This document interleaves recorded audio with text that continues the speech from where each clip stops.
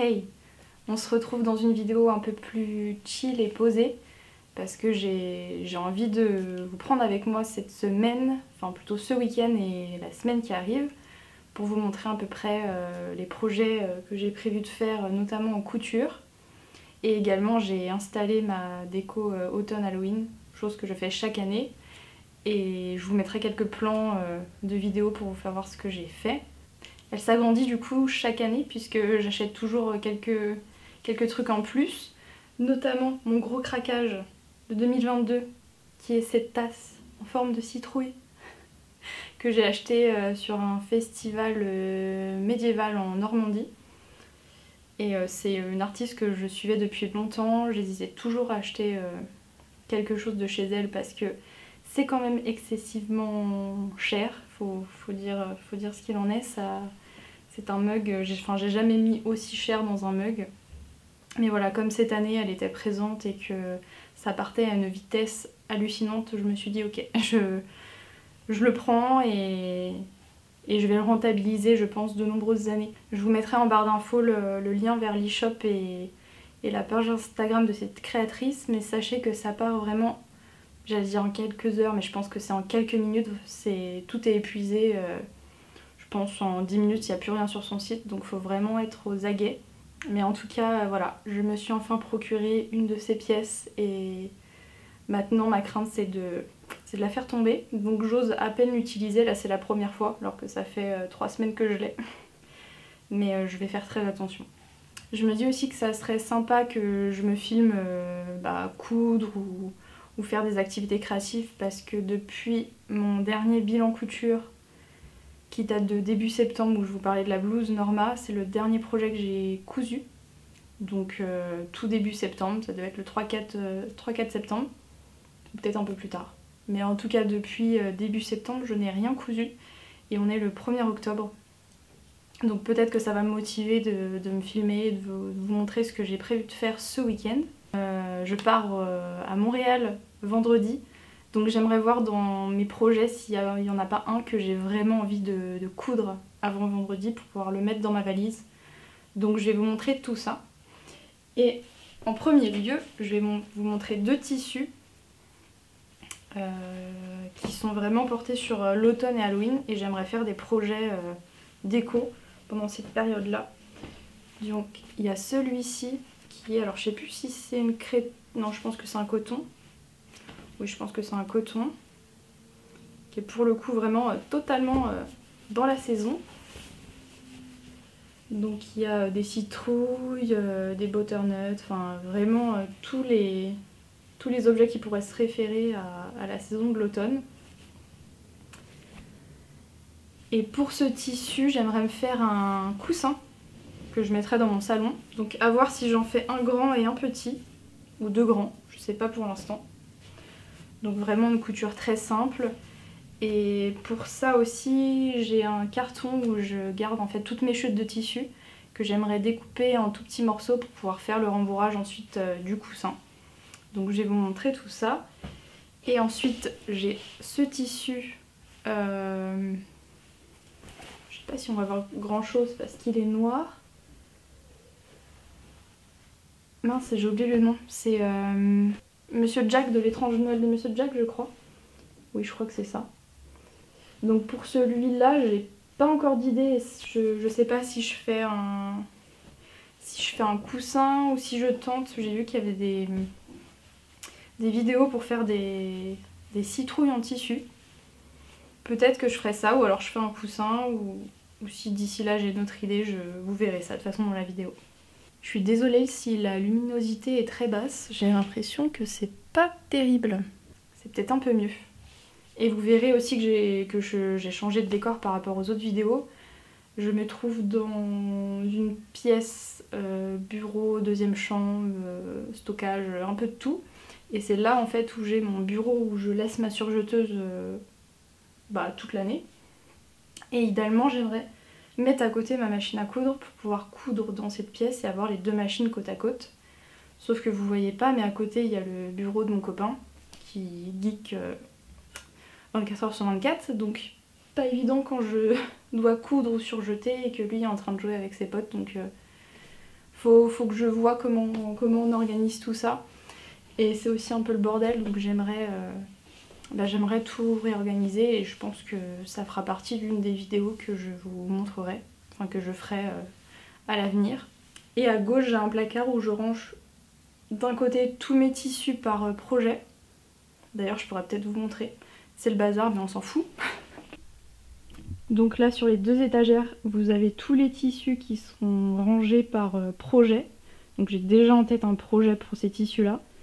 Et à côté, où c'est un peu le bazar, c'est tous les tissus auxquels je n'ai pas encore attribué de projet. Donc c'est mon stock actuel qui est quand même assez important. Et en dessous, vous avez aussi tout ce qui est... c'est en train de tomber. Tout ce qui est tissu bambou, éponge, j'ai un peu de ouate, du thermocollant et dessous mes patrons.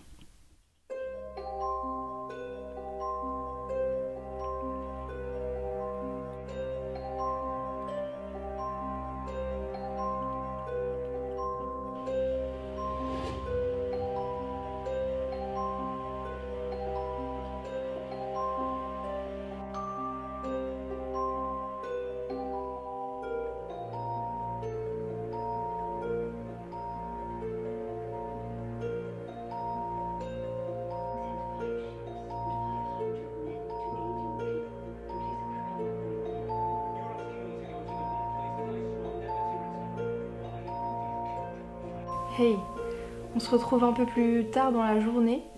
Ça fait 2 fois que je tourne cette vidéo là parce que comme je suis fatiguée, je n'ai pas branché le micro, donc il n'y avait pas de son dans le précédent plan. Donc je vous disais que j'avais bien trouvé mes chaussures de marche, qu'a priori je pense pas que ça vous intéresse, mais au cas où, je vous montre le modèle. Donc c'est vraiment des chaussures de rando basiques de la marque Loya, je crois. Donc elles sont Gore-Tex, imperméables, voilà. Et je les ai achetées chez Intersport, si ça peut intéresser. Donc je suis prête pour faire mes meilleurs randos au Canada. Je suis trop contente. Il y a juste le pantalon. Je pense que je mettrai un jogging tout simple pour être à l'aise. De base, je rallumais pas ma caméra pour vous parler de randonnée. Je voulais vous présenter en fait les achats livresques que j'ai fait en même temps, puisqu'à côté de l'Intersport il y a un Fnac et de base j'y allais pour m'acheter un tome 4 d'une trilogie que je suis en train de lire et bien évidemment j'ai craqué pour d'autres romans que j'aimerais vous présenter rapidement. Donc l'objet du délit de base c'était le tome 4 de Blackwater, qui est une trilogie écrite par Michael McDowell. C'est une saga qu'on voit un peu partout en ce moment parce que c'est les éditions Monsieur Toussaint Louverture qui ont relancé cette série-là dans des éditions vraiment magnifiques. Et ils ont prévu un tome, je crois c'est chaque semaine ou toutes les 15 jours, un peu comme une saga ou un magazine qu'on ira acheter vraiment chaque semaine pour connaître la suite. Je voulais en savoir le moins possible quand j'ai commencé cette saga-là. Je savais juste qu'il y avait une inondation qui avait détruit des villages entiers et que du coup la population devait vivre avec et reconstruire en fait leur vie. Ce qui est vraiment le plus intéressant pour moi dans cette histoire, c'est de voir comment les personnages évoluent, comment ils arrivent à trouver une solution dans des situations complètement étranges et enfin c'est très compliqué de parler de ce livre là, mais si vous aimez les histoires un peu on pourrait dire que c'est une dystopie parce que c'est quelque chose qui pourrait nous arriver, quoiqu'il y a quand même des choses un petit peu fantastiques, c'est vraiment des petites touches, mais si vous aimez les choses intrigantes avec des personnages vraiment tous, ils sont tous différents, ils ont tous une personnalité atypique, bah laissez-vous tenter par Blackwater. En plus ça se lit vraiment très vite et je crois qu'il n'y a que 6 tomes de mémoire. J'ai acheté ensuite La Mémoire de la forêt par Michael Brun-Arnaud. J'ai acheté ce livre là parce que il a été écrit du coup par Michael Brun-Arnaud qui tient une librairie sur Paris qui s'appelle Le Renard Doré. Je ne suis jamais rentrée dans cet endroit mais je rêve d'y aller depuis peut-être 2 ans. Et je n'ai entendu que du bien de ce roman. C'est un roman jeunesse, alors je sais pas trop au niveau de l'écriture. A priori je pense que c'est vraiment pour des enfants, il n'y a pas d'âge conseillé. Je pense que oui, un enfant peut-être de, je sais pas, d'une dizaine d'années peut peut-être le lire. Il y a des illustrations qui sont vraiment super mignonnes. Vraiment, les illustrations sont super belles. Alors, j'ai pas relu le résumé, mais je crois que c'est une librairie où on peut venir déposer ses livres dans lequel on a écrit ses mémoires. Et il y a un des personnages, alors je crois que c'est la taupe, qui souhaite récupérer un des livres pour se rappeler certaines choses parce qu'il est atteint de la maladie d'Alzheimer. Et apparemment, c'est très poétique, c'est très doux tout en traitant d'un sujet assez difficile. Donc j'ai très envie de découvrir la plume de Michael Brun-Arnaud, donc je vous en reparlerai à l'occasion si ça vous intéresse. Là c'est un gros craquage, j'avais vu ce livre il y a de ça, je sais pas, je crois que je devais être, je me demande si j'étais pas à la fac. Et ça faisait partie d'un des livres un petit peu dit particulier. Je vais vous montrer le livre qui d'ailleurs est encore sous blister. C'est La Maison des Feuilles. Et en fait la particularité de ce livre c'est que je ne sais absolument pas de quoi ça parle, mais ça traite d'énigmes, je crois. Et si j'arrive à l'ouvrir, il y a certaines pages qui sont écrites vraiment de manière très perturbante. Il y a des textes qui, je crois, sont à l'envers. Ou voilà, par exemple, vous avez des pages qui se présentent ainsi. Vous en avez une autre, je crois, où voilà, il y a du texte barré. Donc j'ai pas du tout envie de savoir de quoi traite ce livre, mais je sais juste que c'est très perturbant et dérangeant. Donc il m'en faut pas plus pour craquer. C'était quand même une grosse bricasse. Hein. Je pense qu'il y a pas loin de... Ouais c'est ça, il y a pas loin de 700 pages, donc... Écoutez, je ne sais pas si je vais le lire dans l'immédiat. En tout cas je l'ai en ma possession, mais je sais que je le lirai assez rapidement. Je pense que c'est un livre qui m'intrigue beaucoup. Et depuis le temps que je le veux, là je me suis jetée dessus. Et une nouvelle fois, le travail des éditions Monsieur Toussaint Louverture qui est juste magnifique. Ces éditions font vraiment un travail somptueux. Donc voici pour ce troisième livre et je vous présente le dernier après promis. J'arrête. Et le dernier c'est un paume pour les recyclés sauvages par Becky Chambers. Donc celui-là je l'ai acheté parce que ça fait partie des nouveautés de la rentrée et je l'ai vu passer pareil sur beaucoup de comptes Booktube. Il est très court, je ne sais plus trop de quoi ça parle, mais a priori je pense qu'il va y avoir des robots. Et écoutez, ça va être lu je pense en une petite heure, ça sera terminé. Je crois que j'ai lu pas mal de bons retours sur ce roman, donc bah pareil, si ça vous intéresse, je vous en reparlerai dans un vlog ou dans une vidéo dédiée au livre. Vous me direz ce que vous préférez en commentaire.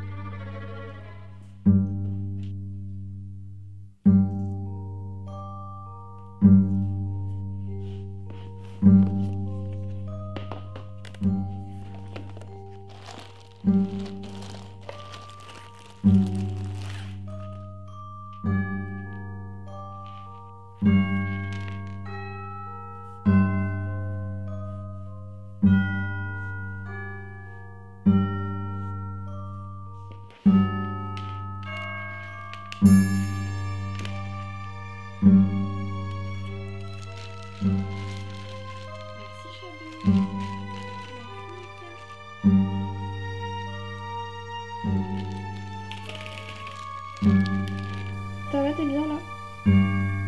Ça va? T'es bien sur mon tissu?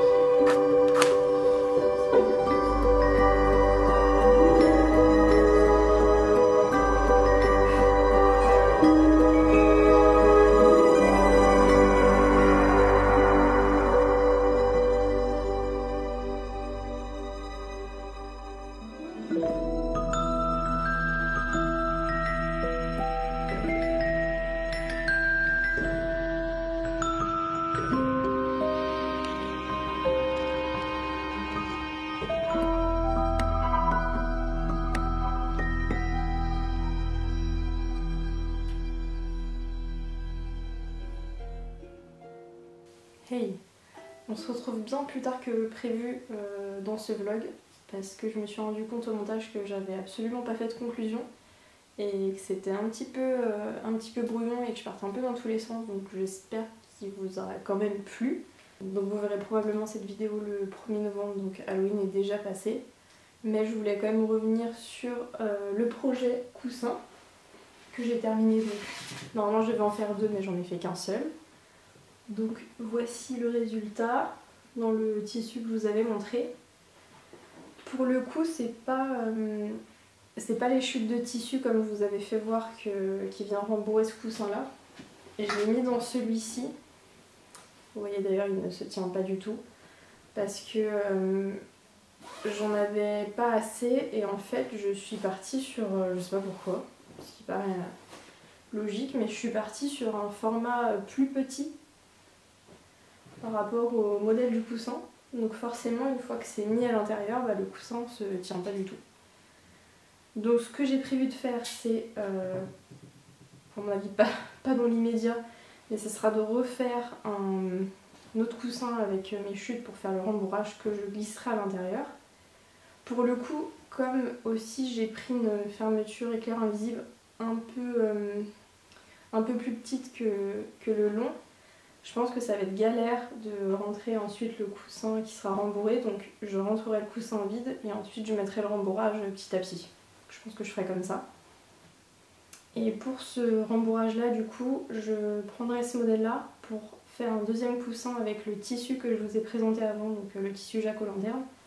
Je me calquerai en fait sur les dimensions, de ce coussin là pour que ça rentre parfaitement dedans. Et j'utiliserai pareil une fermeture éclair qui fera tout le long toute la largeur du coussin pour que ça soit plus simple à glisser à l'intérieur. Et j'ai passé une commande sur Ascol où j'ai acheté du passepoil orange pour faire un petit côté un peu plus travaillé au coussin tout autour. Je ne sais pas quand est-ce que je ferai ça. Est-ce que ça sera cette année? Est-ce que ça sera l'année prochaine? Je sais pas. Mais en tout cas, je vous montrerai le résultat une fois que ça sera fait. Donc c'en est tout pour ce vlog. J'espère quand même qu'il vous aura plu. Et je pense pas que la prochaine vidéo, ça sera un bilan couture. Parce qu'actuellement, j'ai que quasiment 3 pièces à vous présenter, dont celle-ci, où je vous ai mis quelques extraits avant où j'étais en train de découper le tissu, qui est la blouse Mariposa, que j'aime beaucoup, mais je vous en reparlerai dans le bilan couture, qui je pense peut-être paraîtra fin novembre. Et j'aimerais également faire une vidéo où je couds ma robe pour les fêtes, donc pour Noël et le Nouvel An. Et je me suis dit peut-être que ça serait intéressant aussi de faire un swing with me de cette robe là, donc pareil, dites-moi si c'est une vidéo qui pourrait vous plaire. Et je crois que c'en est tout, j'ai dit tout ce que je voulais vous dire. Ah si, dernier point, j'ai créé une page Instagram dédiée vraiment à la couture et aux pièces que j'ai cousues, donc si ça vous intéresse, je vous mets le lien juste, le nom de la page juste ici. Donc c'est Bliss Manor et je pense que ça sera pas un nom définitif, j'avoue que je suis un petit peu à court d'idées sur le nom, sur le pseudo à utiliser pour la chaîne et la page Instagram. J'ai pas forcément envie d'utiliser le mot couture, swing ou vraiment pas qui me bloque, mais qui du coup forcément réduit un petit peu les sujets que je pourrais aborder. Parce que même si cette chaîne-là est principalement dédiée à la couture, j'ai pas envie de me cantonner qu'à un seul sujet. J'aimerais vous parler d'autres choses éventuellement plus tard, donc voilà, ça sera sans doute un nom qui changera à l'avenir, mais en tout cas vous pouvez me rejoindre sur Instagram si ça vous intéresse. Merci d'avoir regardé cette vidéo et à une prochaine. Bye!